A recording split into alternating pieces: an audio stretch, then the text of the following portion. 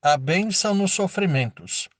Foi-me bom ter eu passado pela aflição, para que aprendesse os teus decretos.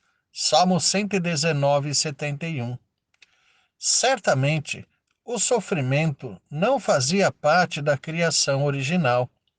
Não podemos supor que Adão, antes da queda, experimentou qualquer sensação de dor, agonia ou perda. Era uma ordem perfeita.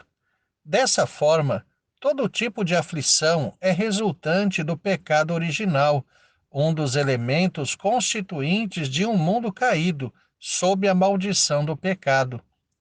A aflição está ligada à morte e ao medo, como experiências inalienáveis de todo pecador. No entanto, em Cristo, lançamos fora todo medo e a morte transforma-se em vida. Embora o sofrimento seja componente da maldição do pecado, devemos entender que em Cristo também se modifica em algo positivo.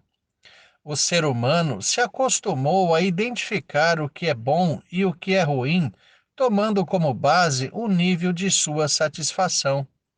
Assim, hoje ele é capaz de chamar de bom até aquilo que é essencialmente mal. Em outras palavras, ele passou a se satisfazer no mal. A queda trouxe essa disjunção entre prazer e santidade. Na experiência do Adão pré-queda, toda a sua satisfação se dava naquilo que era essencialmente santo, a expressão da vontade de Deus. Todavia, depois do pecado, passou a desfrutar do mal como o exercício de sua autonomia, de sua livre agência como homem caído. É por isso que um dos grandes desafios que temos como crentes é reunirmos o bom ao bem, o agradável ao correto, o prazeroso ao santo. Colocando isso de outra forma, devemos nos alegrar e ter satisfação apenas naquilo que é aprovado pelo Senhor. Ora, aprove a Deus impor o sofrimento a esta existência, de forma que nem mesmo seus filhos estão isentos dele. Todo sofrimento é justo, pois todos são pecadores e o merecem. Mesmo o mais santo desta terra tem pecados, o que o torna merecedor até das maiores agonias e tragédias. Entendamos que o sofrimento é uma espécie de regra do mundo caído. Não há como escapar dele. Contudo, Deus é tão bom que, por sua graça, não permite apenas sofrimento, mesmo ao ímpio durante sua peregrinação nesta terra. Na vida dos filhos de Deus, o sofrimento tem um papel todo especial. Aprendamos que mesmo algo que não nos é prazeroso pode ser usado para o bem.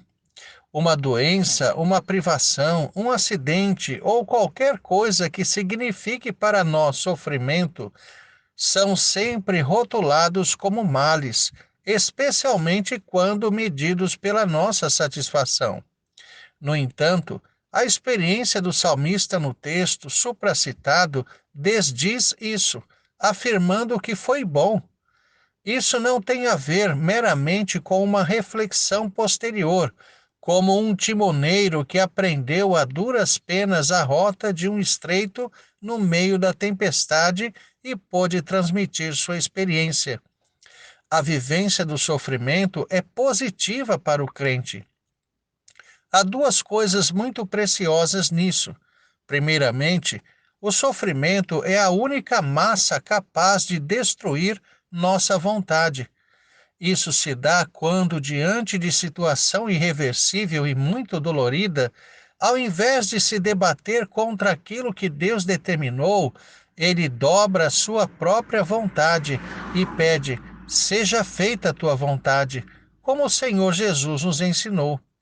A arrogância faz parte de todo ser humano.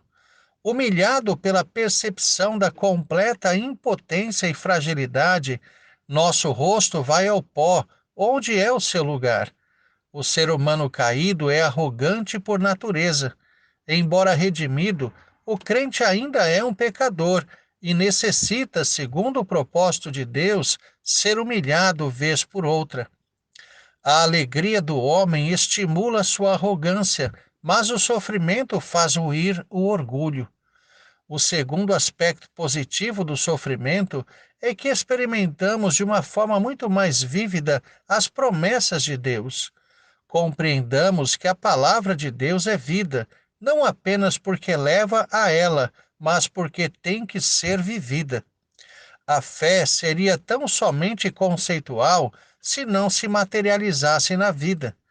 O exemplo clássico e mais contundente é Jó. Ele foi elogiado e destacado como incomparável por ninguém menos que o próprio Deus.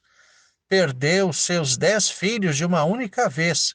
No mesmo dia, suas terras foram saqueadas e se viu pobre.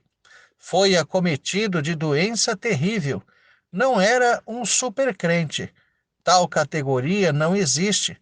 Ele questionou o direito de Deus de expô-lo ao sofrimento, amaldiçoou o dia de seu nascimento e o ventre que o colocou no mundo. No entanto, antes de suas aflições passarem, recobrou a lucidez. Ele se refere àquele primeiro estado elogiado pelo próprio Deus da seguinte forma: Eu te conhecia só de ouvir, mas agora os meus olhos te veem. Jó 42, 5. Dá para imaginar o grau de crescimento obtido por ele? Mesmo sendo único aos olhos do próprio Deus no início, ao final era como se pudesse quase tocar o Senhor diante dele. A fé exige situações para que possa ser exercida em sua exuberância. Coisas que chamamos de boas não pressionam nossa fé, não a exigem. É exatamente quando enfrentamos a dor e a dificuldade que podemos medi-la. Aprendemos os decretos de Deus, sua vontade, em nossa humilhação e no exercício da confiança. Assim, veremos a mão de Deus conosco, seu Espírito agindo em nós, as obras de sua providência manifestando seu cuidado em nossa vida. Há um princípio quanto a isso nas entrelinhas das Escrituras. O crente, apegado a Deus, que mais sofre nesta terra, é também aquele que mais o conhece. Certamente, isso não é um estímulo ao masoquismo ou à busca do sofrimento. Não precisamos buscá-lo. Ele virá segundo a determinação do Senhor. Aprendamos a não olhar para o sofrimento como algo apenas negativo. Quando ele chegar, olhemos unicamente para Deus, não para as nossas fraquezas e vontades. Saibamos que há algo nele que vai muito além da dor, é extremamente abençoador. Lembremos, todas as coisas cooperam para o bem daqueles que amam a Deus. Creia e viva essa verdade. Humilhe-se diante de Deus. Ao invés de querer impor a Ele sua vontade, peça que a vontade do Senhor seja feita. Confie, desfrute das promessas do Salvador, de seu cuidado. Se assim fizer, como Jó, você quase tocará a Deus, tamanha e tão profunda a comunhão com Ele.